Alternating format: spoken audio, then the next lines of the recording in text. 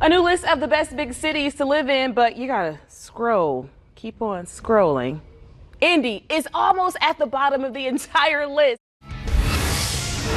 We start this hour with breaking news out of Marion. An investigation is underway there after two men were found dead after an apparent shooting. A woman in Tennessee says her date stole her car and drove it to meet another woman. Clutches the pearls. We begin News Point at 11 with breaking news tonight. A state trooper involved in a shooting with a suspect, and now his K-9 officer is also missing at this hour.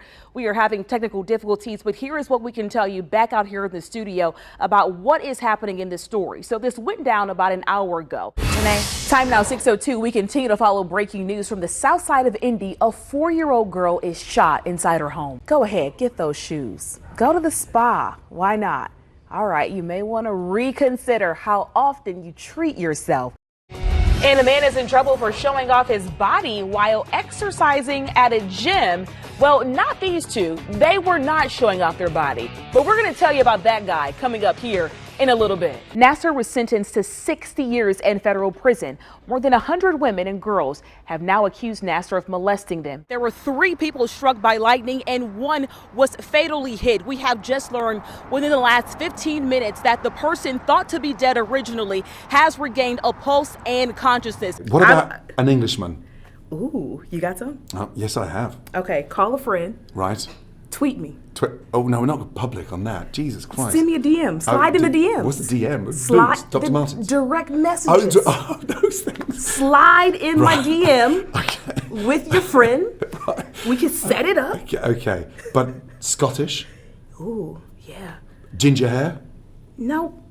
Here in Vancouver, where the devil is bringing the heat to the TV screens this winter, we're going to give you some behind the scenes look. Hey there, Dan and Fanchon. We are here with the Clinton campaign, and it is just a mix of emotions going on right now. That's because this race is so tight. Yes, it's back with us, guys. Look what just happened. Live TV is just so lovely. This is Bryce Gray. We all know him as Hakeem Lion. That is so unfair. All those Ed Sheeran lookalikes, that's so unfair. Oh, wait, I do like him, though. Oh, hold on a minute. Wait. It's the music. It's because he's a musician. And he's a cool-looking guy. He is. Moon boots are back in. You will remember those. Moon boots. Now, I just know apple-bottom jeans and boots with the fur.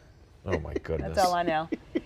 Generational gap here. You got to work my window. News Point at 11. So We'll if you see don't you see then. Tanae doing the news, it's because she hit it big. You know, that's because I want it and I'm out of here. Well, this story's so hard to hear tonight. A mother outraged after she finds her son beaten at the hands of someone at his daycare. Now, little Jesse is in the hospital as those doctors figure out just how bad he was really hurt. I talked to Jesse's mother earlier tonight about the frightening situation. It is a story you will see only on Fox 59. Now, we do want to warn you that these pictures will just make you gasp and maybe even hard to watch.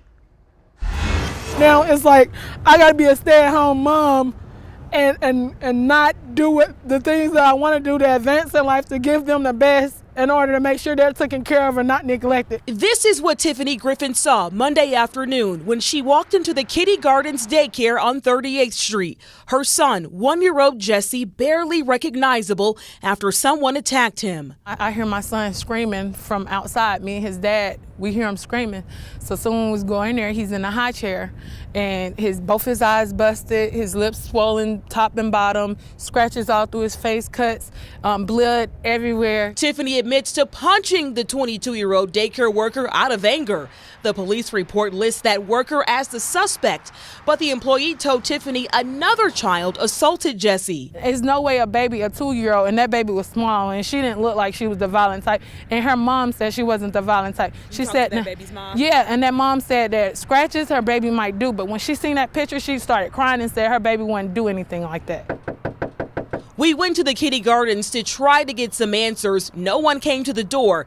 We did reach the owner via phone and was told no comment.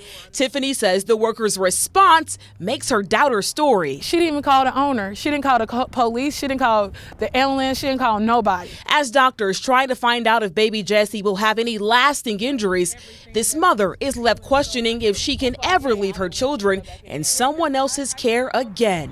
I can protect them, and I was trying to do what's best for my kids, like going to the doctor, take care of my health, going to school. Like I've been going to school 2 years and I just got him in daycare, and just when I called myself getting stuff on track. That is just so heartbreaking tonight. Now, we did check the online database and found that the Kitty Garden is a licensed daycare. Police are investigating, but so far no charges or an arrest. The owner just called me about 30 minutes ago to say that worker who was watching the children at the time of the incident has been released. He was given 3 months to live. Now, a man in a fight for his life is also fighting to stay in his home. The property management took Mervyn Haley to court for failure to pay his rent. Now he's facing eviction as soon as this Sunday. Fox 59 is taking action and getting results on this heartbreaking battle. In the middle of his living room in a hospice bed, Mervyn Haley is giving it all he has in what doctors say could be his final days after being diagnosed with stage 4 lung cancer. He right now can't eat, drink very little, can't walk, talk. There's no way he can possibly leave this home, and that was his last wish, is also to be home for his dying place. Over the past couple of months, Mervyn had trouble paying his rent. His family reached out to property management at Center Grove Estates to make a partial payment with what they had. They're still saying that he's $500 and something behind. Well, then come 1st January, when I would pay the rent and they wouldn't accept it, they said they couldn't accept a partial payment. They had to have the full amount. Fox 59 went to talk to the office manager. We were told the matter was confidential. The case is now in the Johnson County Civil Court, so we pulled the public records that show Mervyn owes $569. With late fees and January's rent, the total is now $1,500. During a court date earlier this week, the judge ruled Mervyn has to be off the property by Sunday at 6 p.m. This is a letter that I wrote the judge. The letter detailed Mervyn's condition and asked for more time to come up with the money. We were there when the leasing manager called her back. So you cannot, by no means, with him being in shape he is in, make any payment arrangements or anything with me like you did with him and Trina. Somebody can come in and try to make a payment arrangement, and I can talk to corporate about it, but I can't accept any partial payment. Denise says this was the first time she was given an option to sign up for a payment arrangement, a small sign of hope as she watches her loved one struggle to survive. You know it's got to be hard on him worrying anyway about his life, and then now worrying about this on top of it. 17-year-old James Franklin Jr. is back on the court in full force, driving to the basket as the Cathedral Irish get ready for their season opener. But just a month ago, this was James in the hospital, connected to tubes after having a part of his brain removed. They like, how are you living to this day? They didn't expect me to be here, to be honest with you. James is a walking basketball-playing miracle. He had a stroke shortly after birth that left scar tissue on his brain that caused seizures, meaning mom and dad always had to be right there watching him. James had a seizure on the court last December as his dad looked on. And I ran down the bleachers and got him before he fell. And I was just say, man, Riley it is. It's even no questions, no more. It's where we're going. The family finally decided to head to Riley Hospital for Children. That's where they met Dr. Jody Smith and Dr. Kelly Kramer. We wanted to find that area of the brain that was causing the seizures and, if possible, take it out. Tests showed removing the part of the brain with seizure activity shouldn't affect his motor skills. James's biggest concern was being able to play basketball after surgery. Literally cut out the area of the seizure focus and left that out and left the motor cortex, the important part of the brain, and literally resected that entire area, which was not an insignificant area. It was quite a large area of brain. And a month later, a 17-year-old has his life back.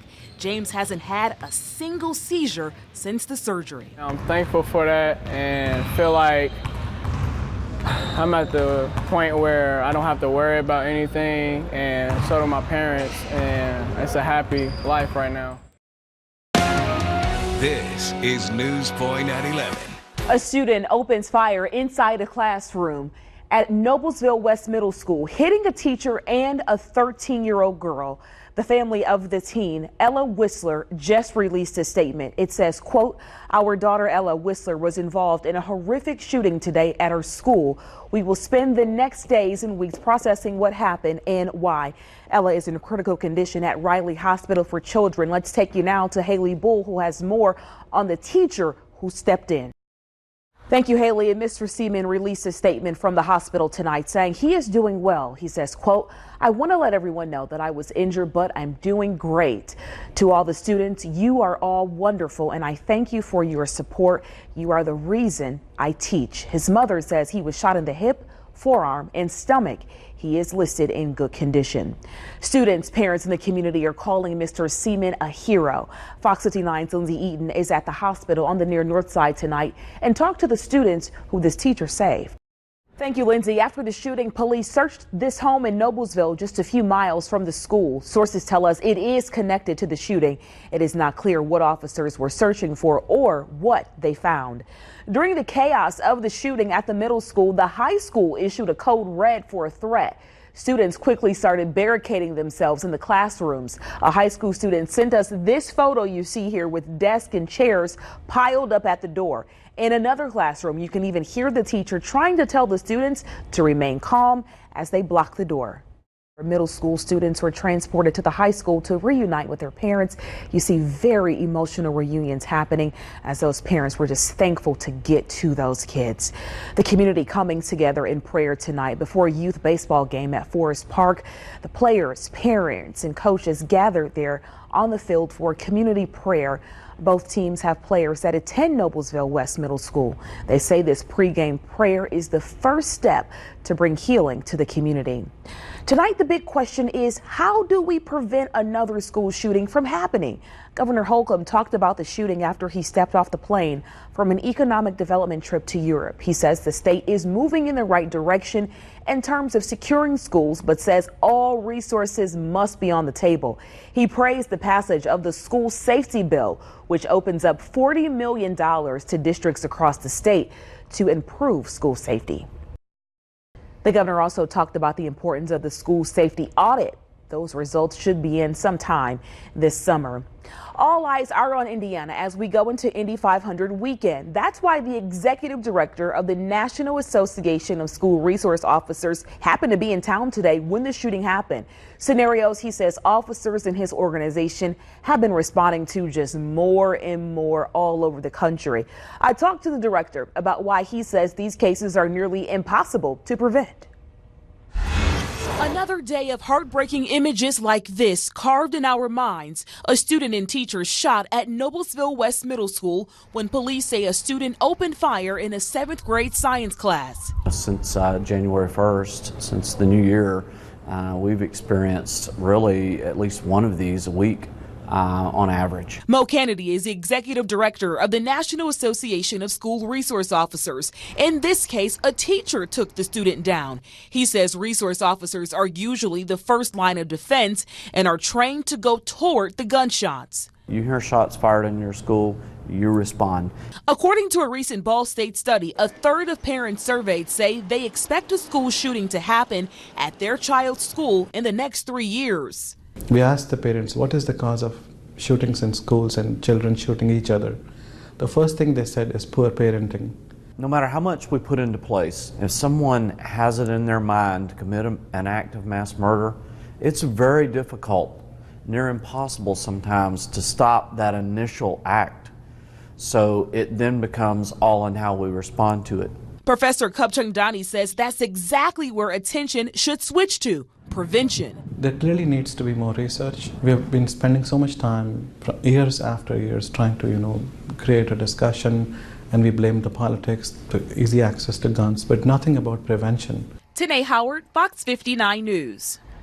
Another prayer service is set for tomorrow morning. It starts at 9 a.m. at I-Town Church in Fishers. You can find more reaction from today's shooting and development on the investigation. Head to fox59.com or the Fox 59 mobile app. We also have more on the school shooting straight ahead here on News Point. I am sitting down with our own Dan Spieler, who was at the school all day today. Here is firsthand account of being outside the school. Plus, An officer caught on camera saving a baby, the quick actions he took to save the infant's life.